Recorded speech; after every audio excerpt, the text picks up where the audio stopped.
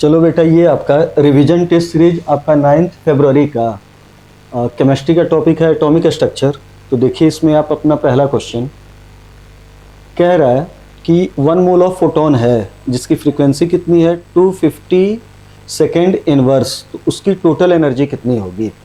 तो number of photon दिया हुआ है, क्वेश्चन में आपका नंबर ऑफ फोटोन दिया है और नंबर ऑफ फोटोन देके नंबर ऑफ फोटोन दिया है, फ्रीक्वेंसी दिया है 1 मोल ऑफ फोटोन कह रहा है और फिर जिसकी फ्रीक्वेंसी कितनी है 250 सेकेंड इनवर्स और टोटल एनर्जी पूछ रहा है। तो एनर्जी का आपका फॉर्मूला होता है, एक फोटोन की एनर्जी होती है h न्यू, तो n फोटोन की एनर्जी हो गई n into H into nu, और यहाँ पे एनर्जी का फॉर्मूला बना E equal to n equal to H nu, E equal to n into H into nu. 1 mole of photon कह रहा है, तो 1 मोल ऑफ फोटोन में फोटोन के नंबर होंगे एवोगैड्रो नंबर के बराबर 6.02 इंटू 10 की पावर 23। इसमें आप h मतलब प्लैंक्स कांस्टेंट 6.6 इंटू 10 की पावर -34 जूल सेकेंड यूनिट याद रखिएगा, और फ्रीक्वेंसी की यूनिट दिया हुआ है 250 सेकेंड इनवर्स। तो इसका सेकेंड और इसका सेकेंड कट जाएगा, जो आंसर आएगा वो किस में आएगा, जूल। और जब ये कैलकुलेट कीजिएगा तो ये आंसर होगा 10 की पावर -7 जूल, ये आपका आंसर आएगा। कैलकुलेशन कीजिए, लेकिन यहाँ पे कहीं भी आपका 10 की पावर -7 जूल नहीं दिया हुआ है, लेकिन आपको मालूम है कि 10 की पावर -7 जूल इक्वल टू कितना होता है 1 अर्ग। तो यहाँ से जो आपका आंसर होगा वो कौन सा हो गया, पहला। आइए अगले क्वेश्चन पे, क्वेश्चन नंबर 47 में देखिए, कह रहा है for which of the following species Bohr's theory is not applicable. Bohr's theory is not applicable, तो बोहर की जो थ्योरी होती है वो 1 इलेक्ट्रॉन सिस्टम के लिए एप्लीकेबल होती है। बेरिलियम +3 के पास 1 इलेक्ट्रॉन होंगे, लिथियम +2 के पास 1 इलेक्ट्रॉन होंगे, हाइड्रोजन के पास 1 इलेक्ट्रॉन होगा, लेकिन हीलियम +2 हाइड्रोजन हीलियम, 1 मिनट बेटा, Bohr's theory is not applicable, कुछ गलती हो रही है, Bohr's theory is not applicable, hydrogen helium lithium beryllium, ठीक, बेरिलियम, हाँ यहाँ पे हो गया। ये देखिए हीलियम के ऊपर चार्ज जो है वो +2 है, हाइड्रोजन हीलियम का एटॉमिक नंबर 2 और 2 में से 2 घटाओ तो इलेक्ट्रॉन का नंबर कितना हो गया, 0। बोहर्स थ्योरी कितने इलेक्ट्रॉन के लिए एप्लीकेबल होता है, 1, और इसमें इलेक्ट्रॉन का नंबर 0, मतलब सी में आपका ये एप्लीकेशन नहीं होगा।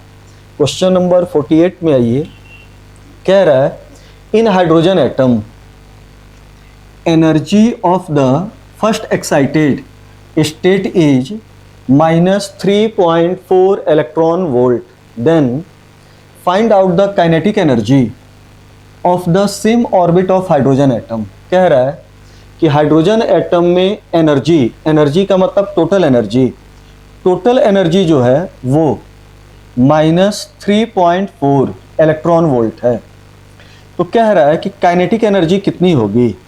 अंतर क्या होगा कि जो आपकी टोटल एनर्जी होगी उसमें माइनस साइन जो है वो प्लस कर दीजिए, तो ये हो गया काइनेटिक एनर्जी, बस अंतर इतना होता है। Total energy kinetic energy magnitude wise same होता है, टोटल एनर्जी जो होता है वो माइनस में होता है, काइनेटिक एनर्जी किस में होता है, प्लस। आंसर कितना गया, ए। 48th का आंसर ए। 49th में देखिए, कह रहा है Planck's constant has a unit of, तो प्लैंक्स कांस्टेंट की बेटा जो यूनिट होती है जूल इंटू सेकेंड होती है, और एंगुलर मोमेंटम की भी यूनिट क्या होती है, जूल इंटू सेकेंड। तो इन दोनों की यूनिट क्या हो गई, सेम। आगे क्वेश्चन नंबर 50 कह रहा है according to Bohr's theory angular momentum of an electron in 5th orbit is, angular momentum of an electron in 5th orbit is. तो एंगुलर मोमेंटम जो होता है, एंगुलर मोमेंटम जो होता है वो होता है NH/2π। यहाँ पे n का मतलब number of orbit, 5th orbit रखो, आंसर आएगा 5h/2π। ऐसा कोई आंसर नहीं है, 5 को 2 से डिवाइड कर दो तो आंसर क्या हो गया, 2.5h/π। क्वेश्चन नंबर 51 में देखिए क्या है, when the electron of A hydrogen atom jumps from n equal to 4 to n equal to 1 state, the number of spectral line emitted is। कह रहा है कि एक इलेक्ट्रॉन चौथे से पहले ऑर्बिट में कूद रहा है तो नंबर ऑफ स्पेक्ट्रल लाइन कितनी होंगी। तो इसका हमने तरीका बताया था कि जहाँ से जहाँ जंप हो रहा है उसका समेशन कर दीजिए, मतलब डिफरेंस कीजिए और उसका समेशन कर दीजिए। मतलब आपका 4 - 1 हुआ तो ये 3 हुआ, 3 का समेशन होगा 3 + 2 + 1, 3 2 5 और 6, आंसर कितना हो गया 6। कभी भी आपसे कहा जाए कि जो आपकी जंप हो रही है वो 6 से 1 हो रही है तो आप 6 और 1 का डिफरेंस कीजिए 5, 5 का आप समेशन कर दीजिए। तो 5 का समेशन होगा 5, 5 का समेशन होगा 5 + 4 + 3 + 2 + 1, 5 4 9 3 12 2 14 और 1 15। तो अगर ये NCERT वाला क्वेश्चन, अगर जंप 6 से 1 है तो टोटल स्पेक्ट्रल लाइन कितनी 15, और 4 से 1 जंप है तो टोटल स्पेक्ट्रल लाइन कितनी 6। इसका बेटा तरीका क्या होता है कि जहाँ से जहाँ जा रहा है उनका डिफरेंस कीजिए और डिफरेंस का आप क्या कर दीजिए समेशन। जैसे 6 का समेशन करना है तो 6 + 5 + 4 + 3 + 2 + 1, ये वाला तरीका अपनाइए, तुरंत आंसर आपका आएगा। आइए अगले क्वेश्चन में, क्वेश्चन नंबर 52 कह रहा है the D Broglie wavelength, D Broglie wavelength of A ball of mass 10 gram moving with a velocity of 10 metre per second. तो इसमें कैलकुलेट कीजिए, डी ब्रॉगली वेवलेंथ पूछ रहा है। तो डी ब्रॉगली वेवलेंथ का फॉर्मूला होता है h की वैल्यू 6.6 × 10⁻³ 34, ये आपका हुआ अपॉन मास आपका ग्राम में दिया हुआ है 10 ग्राम, इसको केजी में चेंज कीजिए तो 10/1000 यूनिट सेम कीजिए SI यूनिट, और वेलोसिटी कितनी है 10 मीटर पर सेकेंड। तो वेलोसिटी है 10 मीटर पर सेकेंड, तो ये आपका हो गया 100, ये आपका हो गया 100, यहाँ से कट गया 10, ये हो गया आपका, तो आंसर हो गया 6.6 × 10⁻³ मीटर। आंसर हो गया आपका ए। क्वेश्चन नंबर 53 देखिए क्या है, कह रहा है कि the 5 d orbitals are designed by dxy, dyz, dzx, dx² y², dz²। कह रहा है कि कौन सा करेक्ट स्टेटमेंट है। सारे ऑप्शन में देखिए शिप के बारे में दिया हुआ है, तो आपको मालूम है कि d में जो 5 ऑर्बिटल होते हैं, 5 में से 4 की बेटा शेप सेम होती है, 1 की अलग होती है, और जिसकी शेप अलग होती है उसका नाम क्या होता है dz²। तो इसमें वो वाला ऑप्शन जाएगा जिसमें 4 का शेप क्या हो सेम, आंसर क्या हो गया सी। क्वेश्चन नंबर 54 कह रहा है which one of the following options does not represent ground state electronic configuration of an atom. कह रहा है कि कौन सा जो ऑप्शन होगा वो एक एटम का ग्राउंड स्टेट इलेक्ट्रॉनिक कन्फिगरेशन नहीं होगा, ग्राउंड स्टेट इलेक्ट्रॉनिक कन्फिगरेशन नहीं होगा। तो चेक कीजिए, पहला 1s2 2s2 2p6 3s2 3p6 4s2 में 2 इलेक्ट्रॉन गया, फिर 3d में। यहाँ पे देखिए 1s2 2s2 2p6 3s2 3p6 3d9 4s2। अच्छा यहाँ पे देखिए 9 नहीं होता है, ये 10 होता है और ये 1 होता है। ये यहाँ पे आपका जो होता है ये 3d10 और 4s1 होता है। इसका मतलब इसमें से एक इलेक्ट्रॉन एक्साइट हुआ है और यहाँ पे गया है, तभी ये कन्फिगरेशन आया है। आंसर कौन सा चला गया बी। 55 देखिए इसमें क्या है, 2 atoms are said to be isobars if, 2 atom आपस में आइसोबार होंगे, इसका मतलब they have same atomic number but different mass number. गलत है, they have same number of electron, electron का नंबर सेम, मतलब एटॉमिक नंबर भी क्या हो गया सेम, और आइसोबार में एटॉमिक नंबर अलग होता है। आइसोबार में एटॉमिक नंबर ठीक अलग होता है, और एटॉमिक मास जो होता है वो क्या होता है सेम। एटॉमिक मास क्या होता है, सेम। एटॉमिक मास जो होगा वो सेम होगा और एटॉमिक नंबर जो होगा वो क्या होगा, अलग। तो यहाँ पे देखिए ये वाला भी ऑप्शन नहीं होगा। They have same number of neutrons but different number of electron. Different number of electron, they have, electron का नंबर डिफरेंट, गलत हो गया। एटॉमिक नंबर तो अलग होगा, लेकिन they have same number of neutron, ये गलत हो गया। यहाँ से डी वाला देखिए, sum of the number of proton and neutron is same but the number of protons is different. Isobars में sum of number of proton and neutron is same, atomic mass same, और atomic mass में proton भी आता है neutron भी आता है, मतलब ये न्यूट्रॉन प्रोटॉन का नंबर दोनों मिला दो तो क्या होगा, same, but the number of protons is different. तो आंसर कौन सा गया, डी। प्रोटॉन का नंबर मतलब एटॉमिक नंबर, तो 55 का जो आंसर होगा वो कौन सा हो गया, डी। क्वेश्चन नंबर 56 देखिए क्या है, the number of radial nodes for 3p orbital is. 3p orbital में रेडियल नोड क्या होंगे, तो रेडियल नोड का फॉर्मूला होता है n माइनस l माइनस 1, और आपका 3p में कह रहा है तो 3p में n की वैल्यू 3, p के लिए l की वैल्यू 1 माइनस 1, तो ये आंसर हो गया 1। तो इसमें आंसर कौन सा गया, डी। क्वेश्चन नंबर 57 देखिए, नंबर ऑफ एंगुलर नोड, और एंगुलर नोड जो होता है वो किस पे डिपेंड करता है, एजीमुथल क्वांटम नंबर, और डी के लिए एजीमुथल क्वांटम नंबर की वैल्यू कितनी हो गई, 2, तो आंसर क्या हो गया, सी। 58 कह रहा है, which of the following is responsible to rule out the existence of definite path और trajectory of electron.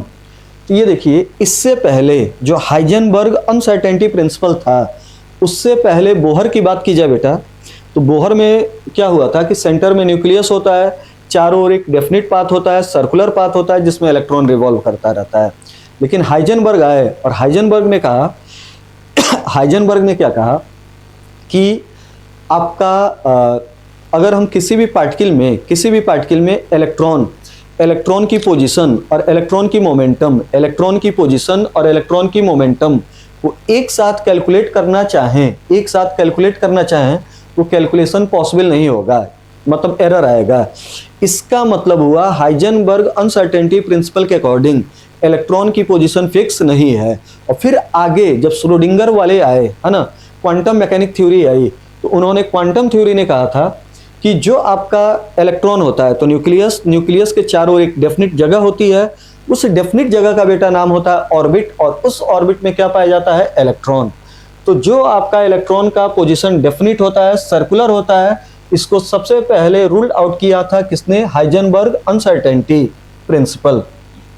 Question number 59 में आइए, कह रहा है total number of orbitals associated with third shell will be. तो ये देखिए बेटा, जो पहला सेल है, पहले सेल में, अच्छा यहाँ पे देखिए ऑर्बिटल कह रहा है, सब सेल नहीं कह रहा है। पहले सेल में ऑर्बिटल जो होता है एक होता है। अगर आपका सेल का नंबर n, तो ऑर्बिटल का नंबर होता है n स्क्वायर। दूसरे सेल में ऑर्बिटल कितने होते हैं, 2 का स्क्वायर 4। तीसरे सेल में ऑर्बिटल होता है 3 का स्क्वायर 9, और चौथे सेल में ऑर्बिटल कितने होते हैं, 16। तो इसमें आंसर पूछ रहा है थर्ड, और थर्ड का स्क्वायर कर दो तो कितना हो गया, 9। तो 59 का आंसर है C. Question number 60, orbital angular momentum depends on. Orbital angular momentum केवल और केवल एजीमुथल क्वांटम नंबर पे डिपेंड करेगा, मतलब आंसर क्या हो गया, एल मतलब ए। क्वेश्चन नंबर 61 देखिए, 61 में क्या है, chlorine exist in 2 isotopic form, chlorine 37 and chlorine 35, but its atomic mass is 35.5. This indicates the ratio of chlorine 37 and chlorine 35 is approx. ये आपका कितना होगा, तो इसमें देखिए इसको परसेंटेज के फॉर्म में निकाल लीजिए। तो कह रहा है कि क्लोरीन 37 का रेशियो कितना होगा, ये परसेंटेज कितना होगा, तो हम परसेंटेज के फॉर्म में निकाल दे रहे हैं। तो क्लोरीन 37 का मान लो x और क्लोरीन जो आपका 35 है, तो अगर टोटल आपका परसेंटेज 100 तो क्लोरीन 35 का हुआ 100 माइनस x। यहाँ से एवरेज एटॉमिक वेट का फॉर्मूला यूज कर दो, 35.5 equal to average atomic weight equal to पहले आइसोटोप का परसेंटेज इंटू उसका मास प्लस दूसरे आइसोटोप का परसेंटेज इंटू उसका मास। तो ये हो गया 35 और ये आपने कितना माना 100 माइनस एक्स अपॉन परसेंटेज का सम, और परसेंटेज का सम कितना हो गया 100। यहाँ से कैलकुलेट कीजिए तो ये आएगा 3550 इक्वल टू 37x x, और यहाँ पे ये साइन होता है प्लस ये, ठीक। फिर ये आपका हुआ 3500 माइनस 35x। तो यहाँ से आप कैलकुलेशन कीजिए तो ये हो गया 50 और ये हो गया 2, तो 2x इक्वल टू हो गया 50, तो x इक्वल टू कितना हो गया 25। मतलब जो 37 वाला है वो नेचर में कितना परसेंट है 25, तो ये 35 वाला नेचर में कितना हो जाएगा 75, और 25 और 75 का रेशियो आप कर दीजिए तो आंसर कितना आ जाएगा 1:3।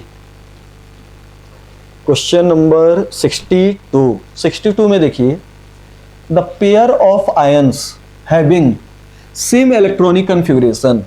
तो देखो सेम इलेक्ट्रॉनिक कन्फिगरेशन के लिए आपका इलेक्ट्रॉन का नंबर क्या होना चाहिए सेम। अभी देखो सेम ऑक्सीडेशन नंबर में दो से अलग एटम हैं, सेम ऑक्सीडेशन नंबर में दो अलग अलग एटम हैं, तो इनका इलेक्ट्रॉन का नंबर सेम नहीं होगा, ठीक। Same oxidation number different atom, electron का नंबर सेम नहीं होगा, लेकिन इसमें देखिए इलेक्ट्रॉन का नंबर क्या होगा इलेक्ट्रॉन का नंबर क्या होगा सेम। दो अलग अलग हैं, ये भी आपका अलग है। आयरन होता है 26 में से 3 निकाल दो तो कितना हो गया 23, और Mn होता है 25 में से 2 निकाल दो तो कितना हो गया 23, और दोनों में इलेक्ट्रॉन का नंबर सेम, तो इलेक्ट्रॉनिक कन्फिगरेशन भी क्या हो जाएगा सेम। 62 का बी। 63 देखिए क्या कह रहा है, for the electrons of oxygen atom के लिए बात हो रहा है, multi electron which of the following statement is correct. तो देखिए क्या कह रहा है, जेड इफेक्टिव, यहाँ पे ये करेक्ट वैल्यू पूछ रहा है, Z effective for an electron in 2s orbital is the same as Z effective for an electron in 2p orbital. कह रहा है कि एक इलेक्ट्रॉन है 2s में, एक इलेक्ट्रॉन है 2p ऑर्बिटल में, दोनों के लिए जेड इफेक्टिव की वैल्यू क्या होगी सेम। तो ये देखो जेड इफेक्टिव इक्वल टू होता है जेड माइनस सिग्मा। तो बताओ s का p का सिग्मा की वैल्यू क्या होगी अलग, और सिग्मा की वैल्यू अलग होगी, स्क्रीनिंग कांस्टेंट अलग होगी, तो जेड स्टार क्या होगा अलग, आंसर ए नहीं होगा। अब कह रहा है an electron in the 2s orbital has same energy as an electron in 2p orbital, ये भी आपका गलत है। यहाँ पे देखिए ये वाला आंसर, बी वाला आंसर तब सही होता जब ये ऑक्सीजन एटम ना होके क्या हो जाता हाइड्रोजन, सिंगल इलेक्ट्रॉन होता। तो सिंगल इलेक्ट्रॉन में 2s और 2p की एनर्जी क्या होती सेम, लेकिन ये आपका ऑक्सीजन एटम है, और ऑक्सीजन एटम में जो एनर्जी होती है वो प्रिंसिपल क्वांटम नंबर के साथ साथ किस पे डिपेंड करती है, एजीमुथल क्वांटम नंबर। तो ये देखो an electron in the 2s orbital has the same energy as an electron in 2p orbital. 2s orbital 2p orbital दोनों में n प्लस l की वैल्यू अलग, तो एनर्जी भी क्या होगी अलग, आंसर बी नहीं होगा। अब Z effective for an electron in 1s orbital is same as Z effective for an electron in 2s orbital, ये भी गलत हो गया। ये देखो एक इलेक्ट्रॉन है 1s में, एक इलेक्ट्रॉन है 2s में, दोनों की सिग्मा की वैल्यू अलग होगी, दोनों की जेड की वैल्यू अलग होगी, तो जेड इफेक्टिव भी क्या होगा अलग, ये भी आंसर गलत है। अब अगला, the 2 electrons present in the 2s orbital have spin quantum number ms but of opposite sign, सही है। एक ऑर्बिटल में मैक्सिमम 2 इलेक्ट्रॉन होंगे, ठीक, दोनों का स्पिन क्वांटम नंबर हाफ होगा, लेकिन साइन क्या होगा अपोजिट, आंसर इसमें कौन सा जाएगा? डी। आगे आइए क्वेश्चन नंबर 64th में देखिए, if travelling with at same speed which of the following matter wave, मतलब de Broglie wavelength have the shortest wavelength. तो ये देखिए शॉर्टेस्ट वेवलेंथ, तो वेवलेंथ का फॉर्मूला हुआ lambda equal to h upon M V. Speed same कह रहा है तो v को हटाइए। तो देखिए पूछ रहा है शॉर्टेस्ट वेवलेंथ, तो जिसका मास ज्यादा होगा, ये देखिए मास ज्यादा, उसकी वेवलेंथ क्या होगी? कम। मास ज्यादा वेवलेंथ कम। Electron, proton, neutron, alpha particle 2 proton के बराबर है, तो इसका मास बहुत ज्यादा तो वेवलेंथ बहुत कम। आंसर कौन सा गया? बी। 65th में आइए, आइसो इलेक्ट्रॉनिक, सिंपल क्वेश्चन है अपना, देख लीजिएगा। क्वेश्चन नंबर ये आपका है 66, कह रहा है कि एक बल्ब है या एक लाइट है जिसकी पावर कितनी है? 600 वाट, ये आपका दिया हुआ है, और उसकी वेवलेंथ कितनी दे रखी है? 313.3 nanometre. How many photons are emitted from the lamp per second. कह रहा है कि उस लैम्प से एक यूनिट टाइम में कितने फोटोन निकल रहे हैं। तो चलिए फॉर्मूला बनाइए, पावर दिया है और लैम्डा दिया है, तो पावर इक्वल टू होता है बेटा energy upon time. Energy equal to हुआ number of photon, E equal to H nu, N equal to number of photon, H C lambda दिया है तो C बाई लैम्डा कर दो, और इंटू टी। आपसे क्वेश्चन में पूछा जा रहा है number of photon per unit time, number of photon per unit time, तो N अपॉन टी का जो आपका फॉर्मूला होगा number of photon per unit time, वो होगा power into lambda upon H into C. Power into lambda upon H into C. Power आप रख दीजिए 600 वाट, लैम्डा की वैल्यू 313.3। एसआई यूनिट में सारे डाटा है, तो नैनोमीटर को एसआई में चेंज कीजिए, तो 1 नैनोमीटर इक्वल टू 10 की पावर -9 मीटर। फिर आपका H की वैल्यू रखिए 6.6 इंटू 10 की पावर -34, और C की वैल्यू आप रख दीजिए 3 इंटू 10 की पावर 8 मीटर पर सेकेंड, और इसका कैलकुलेशन कीजिए तो आपका आंसर आ जाएगा डी वाला। चेक कर लीजिएगा, ये हमने कैलकुलेट नहीं किया है, डाटा यहाँ पे छोड़ दे रहे हैं। क्वेश्चन नंबर 67 देखिए क्या है, कह रहा है कि based on the equation E equal to -2.178 into 10 की power -8 joule, Z square by N square, conclusions are written, which of the following is not correct. Not correct पूछ रहा है, ठीक। तो देखिए negative sign in the equation simply means that the energy of electron bound to the nucleus is lower than that it would be the electrons were at infinite distance from the nucleus। कह रहा है कि कौन सा which of them is not correct। negative sign in equation simply means that energy of electron bound to the nucleus is lower। ये तो बात सही है, पास वाले ऑर्बिट में आपका इलेक्ट्रॉन है तो उसकी एनर्जी कम, और दूर वाले ऑर्बिट में है तो उसकी एनर्जी ज़्यादा, तो पहला वाला सही है। Lower the value of n larger the value of atomic radius, गलत है। अगर n की वैल्यू कम तो रेडियस की वैल्यू कम, तो ये वाला ऑप्शन गलत है, इनकरेक्ट, और यही पूछ रहा है, आंसर बी जाएगा। Equation can be use to calculate the change in energy when the electron changes orbit. अब ये देखो, इसमें आप इस इक्वेशन का यूज करो, 2 इक्वेशन बनाओ n1 n2 के फॉर्म में, एनर्जी चेंज निकल जाएगा, तो ये वाला भी आंसर सही है। और लास्ट ऑप्शन क्या कह रहा है, n equal to 1 the electron has more negative energy at it does for n equal to 6, n equal to 1। पास वाले ऑर्बिट में होगा, पास वाले ऑर्बिट में होगा तो नेगेटिव में एनर्जी ज़्यादा होगी, मतलब कम होगी, ठीक। और दूर वाले में होगा तो नेगेटिव में कम होगा, मतलब क्या होगा, ज़्यादा। तो डी वाला भी आपका क्या है, सही है। इसका जो आंसर जाएगा वो कौन सा जाएगा, बी। यहाँ पे आंसर बेटा गलत दे रखा है, 67 का जो आंसर है वो कौन सा है, बी। ये देख लीजिएगा आप, ठीक। आइए क्वेश्चन नंबर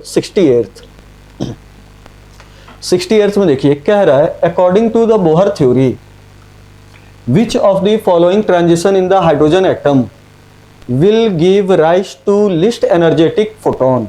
कह रहा है कि सबसे कम एनर्जी का फोटोन।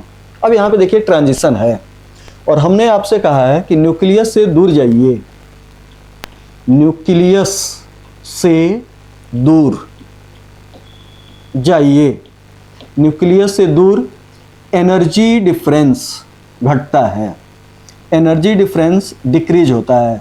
न्यूक्लियस से दूर जाइए, दो सक्सेसिव ऑर्बिट का एनर्जी डिफरेंस घटेगा। न्यूक्लियस से दूर जाइए, दो सक्सेसिव ऑर्बिट का एनर्जी डिफरेंस क्या होगा, घटेगा।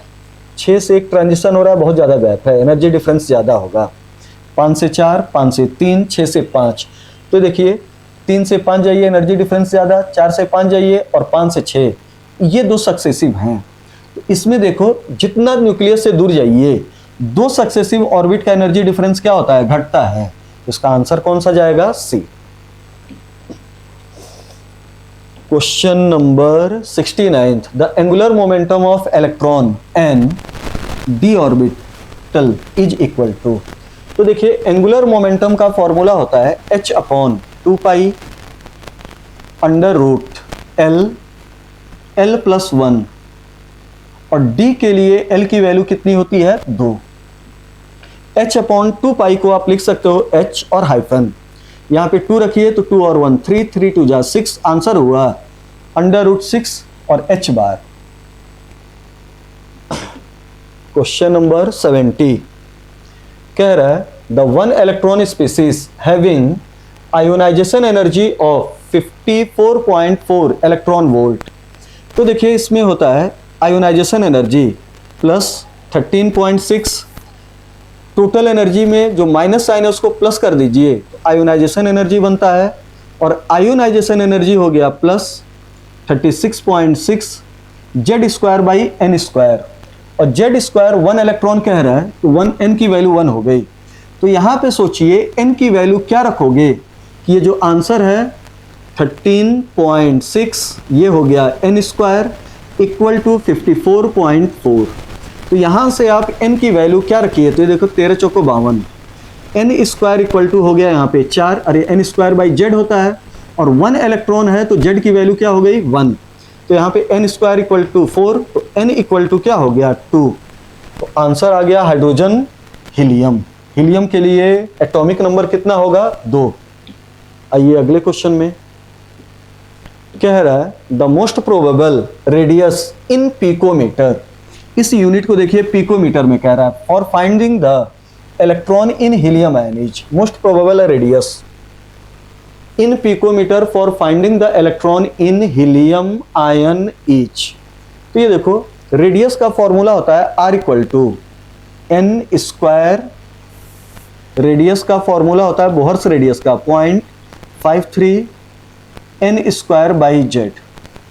ये आंसर तब लगता है, ये यूनिट क्या हो, एंगस्ट्रॉम, तो ये 0.53 होता है। और अगर यही 53 हो तो यहाँ पे जो एंगस्ट्रॉम होता है वो किस में चेंज हो जाता है, पिकोमीटर, और पिकोमीटर में दे रहा है तो ये डाटा यूज कीजिए। अब कह रहा है मोस्ट प्रोबेबल रेडियस, रेडियस कितना होगा for finding the electron in helium plus ion.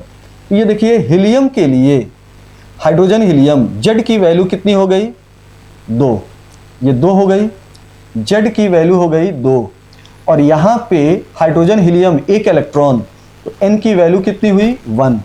ठीक, पहला ऑर्बिट ही होगा, 1 इलेक्ट्रॉन पहले ऑर्बिट में जाएगा, तो यहाँ पे हो गया 53, 1 का स्क्वायर 1/z, z की वैल्यू कितनी है, 2, इसको कैलकुलेट कीजिए, आंसर आएगा 26। आंसर कौन सा हो गया, C। ये एग्जैक्ट 53 नहीं होता है तो आंसर आ गया 26.5, कोई और आंसर इसके आसपास नहीं है, C।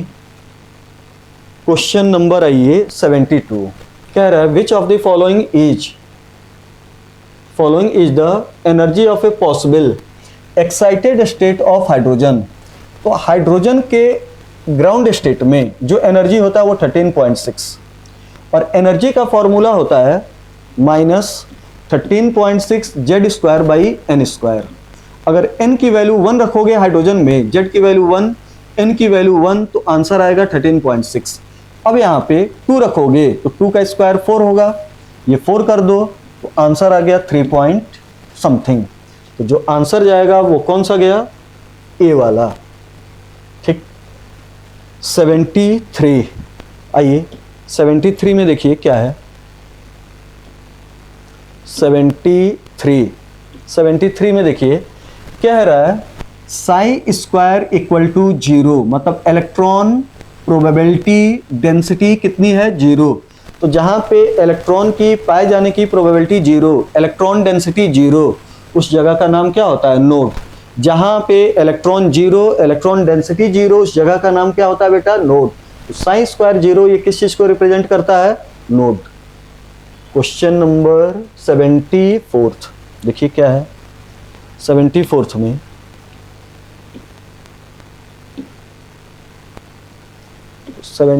में देखिए कह रहा है, ये हाइजेनबर्ग पे है। In an atom an electron is moving with a speed of 600 metre per second with an accuracy of इतना, ये एनसीईआरटी का ही क्वेश्चन है। Certainty with which the position of electron can be located. अब ये देखिए, in an atom an electron is moving with a speed of 600 metre per second with an accuracy of 0.005%। तो हमें क्या करना है कि सबसे पहले certainty with which the position ये पूछ रहा है, तो फॉर्मूला होता है delta x into delta p, और पी की जगह पे रख दो m into delta v equal to greater than h upon 4 pi. हमसे पूछ रहा है पोजीशन, तो डेल्टा एक्स इक्वल टू यहां पे हो गया H upon 4 pi mass of electron into uncertainty in velocity, और अनसर्टेनिटी इंटू वेलोसिटी दिया है 600 मीटर पर सेकेंड का 0.005%। परसेंट हटाइए तो नीचे क्या लगा दीजिए 100। तो यहां से इसको कैलकुलेट कीजिए, यहां रखिए, सारे डाटा रखिए, आपका आंसर आ जाएगा 75। देखिए क्या कह रहा है, मैक्सिमम नंबर ऑफ इलेक्ट्रॉन, और ये किस में दे रहा है, सब सेल। तो सब सेल को रिप्रेजेंट किया जाता है एल, और एल के फॉर्म में नंबर ऑफ इलेक्ट्रॉन का फॉर्मूला होता है under root l under root, formula होता है अंडर रूट नहीं, एल के फॉर्म में नंबर ऑफ इलेक्ट्रॉन का फॉर्मूला होता है 2l+1। ये है नहीं आंसर, तो इसको चेंज करिए फर्दर, 2 को अंदर ले जाइए, तो ये हो गया 4l और ये हो गया 2। आंसर हो गया 4l+2। आगे 76 देखिए, 76 में क्या है, what is the number of orbitals that can be identified with the following quantum number. तो देखो ऑर्बिटल यहां कह रहा है, ये नंबर ऑफ ऑर्बिटल, ये बताओ n = 3 कहा, तो n = 3 का मतलब हुआ 3s 3p और ये 3d। क्लियर। अब l = 1 कह रहा है, तो l = 1 का मतलब आपका हुआ, ये 3p का बात कर रहा है, और 3p में 3 ऑर्बिटल हुए, एक की वैल्यू होगी -1, एक की वैल्यू होगी +1 और एक की वैल्यू होगी 0। किस वाले का पूछ रहा है, 0 वाले का। तो ये देखो 0 वाले कितने ऑर्बिटल हैं, 1। तो 76 का बेटा जो आंसर जाएगा वो कौन सा हो गया, ए। 77 ये देखिए एनर्जी, एनसीईआरटी का क्वेश्चन है। अगर सेम सेल और सेम सबसेल की बात की जाए, same shell same subshell, same shell same subshell की बात की जाए, तो साइज छोटा, फोर्स ऑफ अट्रैक्शन ज्यादा, एनर्जी ज्यादा, तो आंसर कौन सा हो जाएगा, ए। एनसीईआरटी का ये क्वेश्चन है। 78 पे आइए, कह रहा है कि इन चारों में से कौन पाउलीज रूल को भी और हुंस रूल को भी फॉलो नहीं कर रहा है।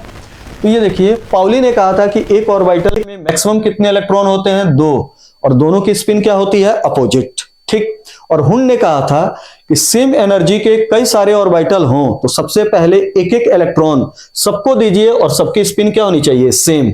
तो ये देखो, ये वाला जो ऑप्शन है सेकंड वाला है, इसको छोड़ दीजिए, ये सब सेम है। सेकंड वाले में आइए तो सेकंड वाला हुंड्स को नहीं फॉलो कर रहा है, पाउली को फॉलो कर रहा है, ये हुंड्स को फॉलो कर रहा है, ये हुंड्स को फॉलो कर रहा है, ये वाला भी हुंड्स को फॉलो कर रहा है। लेकिन पहला वाला देखिए तो ना तो ये आपका हुंड को फॉलो कर रहा है या पॉली, एक ही ऑर्बिटल में ये 2 इलेक्ट्रॉन हुए, एक ही ऑर्बिटल में 2 इलेक्ट्रॉन और दोनों की स्पिन सेम, तो ये पाउली को नहीं फॉलो कर रहा है। और बिना यहां पे भरे हुए यहां पे आ गया तो ये किसको नहीं फॉलो कर रहा है, हुंड्स। तो आंसर कौन सा गया, ए।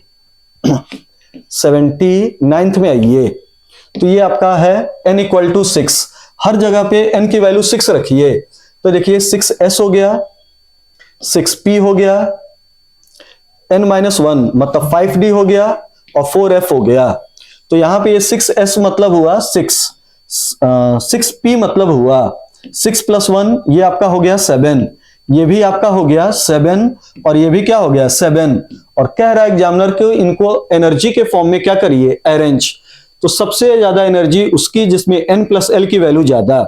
अगर 2 ऑर्बिटल के लिए बेटा n + l की वैल्यू सेम तो उसकी एनर्जी ज्यादा जिसमें n की वैल्यू क्या होगी, ज्यादा। तो सबसे ज्यादा एनर्जी हो गई 6p, यहां पे देखिए। उससे कम हो गया 5d, 5d से कम हो गया 4f और 4f से कम किसका हो गया, 6s। तो सबसे ज्यादा एनर्जी np, सबसे कम एनर्जी ns, np, nf हो गया। फिर ये आपका हो गया ns, नहीं ये गलत हो गया है, इसकी एनर्जी कम और इसकी एनर्जी ज्यादा। तो आंसर कौन सा गया, बी, 79th का। क्वेश्चन नंबर 80 देखिए क्या है, कह रहा है कि the electrons identify the quantum number nl। कह रहा है कि इंक्रीजिंग एनर्जी के क्रम में अरेंज करो। तो पहला ऑप्शन है n = 4, l = 1। पहले ऑप्शन में हो गया n + l = 5। सेकेंड ऑप्शन में हो गया n + l = 4। थर्ड ऑप्शन में हो गया n + l = 5 और फोर्थ ऑप्शन में हो गया n + l = 4। तो ये देखिए सेकेंड और फोर्थ की एनर्जी कम, सेकेंड और फोर्थ की एनर्जी कम और पहली और तीसरे की एनर्जी ज्यादा। अब पहले और तीसरे में 5 हैं, पहले और तीसरे में, लेकिन पहले में n की वैल्यू 4 है, तीसरे में n की वैल्यू 3। तो n की वैल्यू ज्यादा तो एनर्जी ज्यादा, तो सबसे ज्यादा एनर्जी होगी 1, फिर होगी 3, सबसे ज्यादा एनर्जी 1 फिर किसकी होगी, 3। आंसर कौन सा गया, सी। क्वेश्चन नंबर 81 ये देखो 81 में n = 3, l = 0, m = 0 पूछ रहा है the number of atomic number is. तो देखो इस एटम का जो बाहरी सेल है वो 3 है, l = 0 मतलब s है और इसमें एक ऑर्बिटल हुआ। अब ये देखो 3s ये बाहरी वाला है, 3s से पहले 1s होगा, 2s होगा, 2p होगा, इसमें 2 2 4 और ये 6, 10 इलेक्ट्रॉन तो इसमें कॉमन हो गए। अब इसमें एक इलेक्ट्रॉन भी हो सकता है, 2 इलेक्ट्रॉन भी हो सकता है, इसमें एक इलेक्ट्रॉन भी हो सकता है, 2 इलेक्ट्रॉन भी हो सकता है। अब 10 के बाद अगर इसमें एक इलेक्ट्रॉन आया तो ये जो पॉसिबल क्वांटम नंबर है उसका एटॉमिक नंबर हुआ 11 और 2 इलेक्ट्रॉन हुए तो पॉसिबल एटॉमिक नंबर कितना हुआ, 12। तो आंसर कौन सा चला गया, डी। क्वेश्चन नंबर 82 देखिए, correct set of 4 quantum numbers for the balance electron of rubidium. तो देखो रुबिडियम कह रहा है और इसमें आपको इलेक्ट्रॉनिक कॉन्फ़िगरेशन लिखने की आवश्यकता नहीं है। रुबिडियम देखिए कहां का एलिमेंट है, तो देखो ये हाइड्रोजन, हाइड्रोजन से नीचे लिथियम, लिथियम, हाइड्रोजन,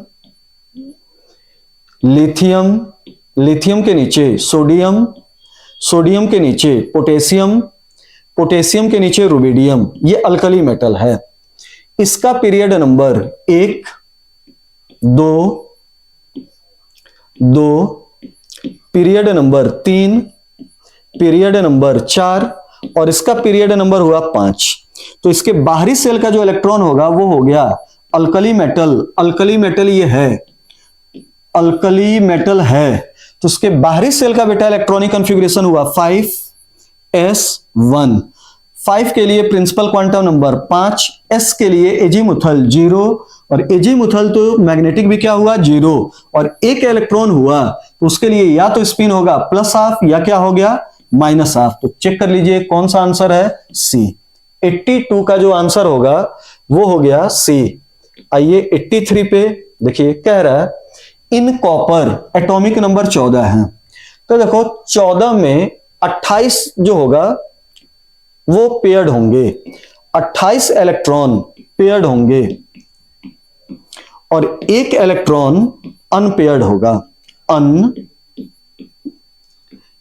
होगा। 28 इलेक्ट्रॉन पेयर्ड होंगे, एक इलेक्ट्रॉन अनपेयर्ड होगा। तो अब ये देखिए 28 में 14 जो होंगे वो क्लॉकवाइज और 14 क्या होंगे एंटी क्लॉकवाइज, और ये जो होगा इसका हमें नहीं मालूम है कि क्लॉकवाइज होगा कि एंटी क्लॉकवाइज होगा। लेकिन यहां से कंक्लूजन देखिए, ये दिख रहा है कि टोटल 29 इलेक्ट्रॉन में 15 इलेक्ट्रॉन की स्पिन एक टाइप की होगी और 14 इलेक्ट्रॉन की स्पिन क्या होगी, एक टाइप की। तो आंसर कौन सा चला गया, बी। 83 का आंसर हो गया बी। 84 पे आइए, कह रहा है in the Bohr's orbit, Bohr's orbit what is the ratio of total kinetic energy and total energy of an electron. Kinetic energy और टोटल एनर्जी सेम होता है, बस अंतर ये होता है कि टोटल एनर्जी माइनस में होता है और kinetic energy, total energy minus में होता है और काइनेटिक एनर्जी क्या होता है प्लस। तो आंसर +1 नहीं, जब रेशियो आएगा तो क्या आएगा -1, डिवाइड करोगे तो। क्वेश्चन नंबर 85 में देखिए, कह रहा है a gas absorb a photon of 355 nanometer and emits at 2 wavelength. If one of the emission is at 680 nanometer, then other is at, clear हुआ। A gas absorb a photon of 355 nanometer and emits at 2 wavelength। कह रहा है कि एक gas है, वो 355 nanometre की एक फोटोन है, उसको एब्जॉर्ब कर रहा है और 2 वेवलेंथ क्या कर रहा है, एमिट। एक की वेवलेंथ है 680 तो दूसरे का पूछ रहा है। तो ये देखिए, कभी भी incident wavelength equal to wavelength 1 plus wavelength 2, ये फॉर्मूला यूज नहीं करना चाहिए। वेवलेंथ को हम डायरेक्टली नहीं जोड़ते हैं, पहले वेवलेंथ को एनर्जी में कन्वर्ट करते हैं। तो ये देखो, जब एनर्जी में कन्वर्ट करोगे तो यही फॉर्मूला होगा 1 upon incident wavelength equal to 1 upon emitted wavelength first plus 1 upon emitted wavelength second. अब यहां पे है कि जो आपका गिर रहा है वो कितना है 355 इक्वल टू एक जो है वो कितना है 680। तो दूसरे को कुछ मान लीजिए और उसको कैलकुलेट कर दीजिए, आंसर आपका आ जाएगा 643 नैनोमीटर के आसपास। तो ये वाला आपका फॉर्मूला यूज करना होता है। फॉर्मूला ये ऊपर वाला गलत होता है। जब भी वेवलेंथ दे तो वेवलेंथ को चेंज कीजिए एनर्जी के फॉर्म में, लेकिन HC सबका कॉमन होगा, वो कट जाएगा तो फॉर्मूला बन जाता है ये। ठीक, आगे आइए क्वेश्चन नंबर 86। देखिए 86 में क्या कह रहा है, if E1, E2 and E3 represent respectively the kinetic energy of an electron, an alpha particle and a proton each having same de Broglie wavelength, then kinetic energy same कह रहा है, represent respective। अच्छा, kinetic energy कह रहा है E1, E2, E3 kinetic energy कह रहा है, alpha particle and a proton each having same de Broglie wavelength कह रहा है, मतलब लैम्डा की वैल्यू क्या कह रहा है, सेम है। तो सही ऑर्डर बताइए, काइनेटिक एनर्जी के फॉर्म में है तो डी ब्रोगली वेवलेंथ जो काइनेटिक एनर्जी के फॉर्म में होता है वो हो गया h/√2m_k, ये आपका हो गया। ठीक, सेम डी ब्रोगली वेवलेंथ, तो लैम्डा की वैल्यू क्या हो गई, सेम। हटाइए, इसको हटाइए, तो ये देखो, ये हटाओ, ये हटाओ, तो यहां से आंसर हो गया काइनेटिक एनर्जी और मास इनवर्सली हुआ। तो एक आंसर है E1 का मतलब किसकी काइनेटिक एनर्जी? इलेक्ट्रॉन। E2 का मतलब अल्फा पार्टिकल और E3 का मतलब प्रोटॉन। E3 का मतलब proton, E1 electron, E2 alpha, E3 का मतलब क्या हुआ? प्रोटॉन। तो अब इसमें कह रहा है कि क्या होगा, कैसे होगा। तो देखिए इसमें जिसका मास कम उसकी काइनेटिक एनर्जी ज्यादा, और सबसे मास किसका कम है? आपका इलेक्ट्रॉन। तो इलेक्ट्रॉन हो गया पहला। उसके बाद आपका मास कम होगा प्रोटॉन, तो प्रोटॉन की काइनेटिक एनर्जी ज्यादा, तो फिर क्या हो गया? E3, और फिर क्या हो गया? E2। तो यहां पे आंसर हुआ E1 E3 E2। आंसर कौन सा गया? सी। 87th में देखिए क्या है, as electron moves away from the nucleus its. Electron nucleus से दूर जाएगा तो पोटेंशियल एनर्जी बढ़ता है, टोटल एनर्जी बढ़ता है, काइनेटिक एनर्जी घटता है। तो आंसर आपका पहला ही दिख रहा है, ये सही है। ठीक, और सभी ऑप्शन एक बार पढ़ लीजिएगा, लेकिन आंसर ए वाला होगा। 88th, तो 88th में देखो कह रहा है, in Bohr's model of hydrogen atom the period of revolution of an electron in the first orbit to that in second orbit are in the ratio। पहले और दूसरा ऑर्बिट है, n इक्वल टू 1 है, n इक्वल टू 2 है, time period का पूछ रहा है। तो देखिए टाइम पीरियड इक्वल टू होता है टोटल डिस्टेंस ट्रेवल, और सर्कल में इलेक्ट्रॉन घूम रहा है तो ऑर्बिट का जो रेडियस हुआ वो हो गया, मतलब डिस्टेंस ट्रेवल हो गया 2 pi r upon time equal to हो गया डिस्टेंस अपॉन वेलोसिटी। यहां से r हुआ, यहां से v, तो टाइम पीरियड डायरेक्टली प्रोपोर्शनल हुआ r अपॉन v। r आप बेटा जानते हो होता है n स्क्वायर बाई z, और v होता है z बाई n। क्लियर हुआ? तो यहां से टाइम पीरियड डायरेक्टली प्रोपोर्शनल हुआ n cube upon z square. n की वैल्यू कितनी दे रखा है, मतलब z की तो वैल्यू सेम है हाइड्रोजन के लिए, तो यहां पे फॉर्मूला बना है time period directly proportional to n cube. पहला और दूसरा ऑर्बिट है, पहला और दूसरा, तो 1 का क्यूब करो 1 और 2 का क्यूब करो तो कितना आएगा? 8। आंसर चला गया डी। क्वेश्चन नंबर 89, सिंपल है। फिर से देखिए, ये एनर्जी है और इस एनर्जी में ये दो एनर्जी हैं। ठीक, तो यहां से फिर से फॉर्मूला हुआ वही, एनर्जी को वेवलेंथ के फॉर्म में चेंज करो, तो यहां से हुआ E3 equal to E2 plus E1, ये आपका हुआ E3 equal to E2 plus E1। E3 equal to हुआ HC अपॉन लैम्डा 3, ये हुआ HC अपॉन, हालांकि ये डिफरेंस करके लिया जाता है बेटा, एनर्जी जैसे दिया है तो पूरा डेरिवेशन होता है, तो ये पूरा का पूरा डेरिवेशन होगा energy of C minus energy of A। लेकिन उतना छोड़िए, ये डायरेक्ट देख लीजिए कट पिट के, तो HC अपॉन लैम्डा 2 और ये हुआ HC upon lambda 1। HC common हो गया तो आंसर हुआ 1 upon lambda 3 equal to 1 upon lambda 2 plus 1 upon lambda 1। तो ये आंसर होगा आपका। क्लियर?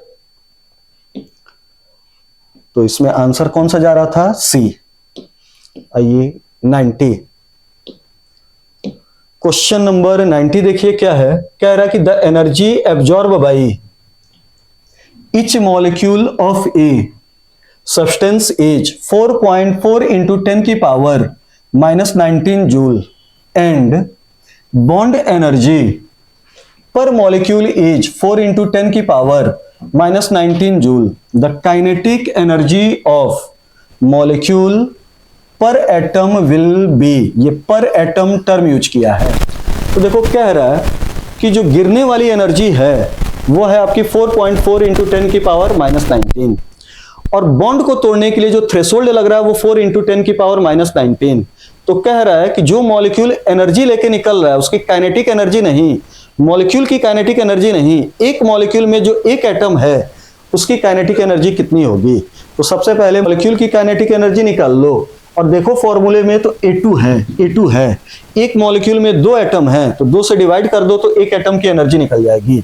तो देखो A2 kinetic energy of A2 हुआ आपका 4.4 इंटू 10 की पावर -19 -4 इंटू 10 की पावर -19 माइनस कीजिए तो ये हो गया 0.4 इंटू 10 की पावर -19 और एक एटम के लिए निकालना है तो काइनेटिक एनर्जी पर एटम आपको निकालना है, तो 2 से भाग दे दो तो ये हो गया 2, ये 10 हो गया, ये ऊपर गया, तो आंसर हो जाएगा 2 इंटू 10 की पावर -20 जूल और आंसर कौन सा हो गया टी। तो ये देखिए आपका पूरा का पूरा बेटा एटॉमिक बड़ा सिंपल पेपर था, इसमें आपका कम से कम 45, 44, 43 ऐसे आपका सॉल्व होना चाहिए था, आंसर होना चाहिए था। अगर कहीं भी कुछ गड़बड़ी है तो फिर से उस कॉन्सेप्ट को देखिए और अगले पे आप लग जाइए।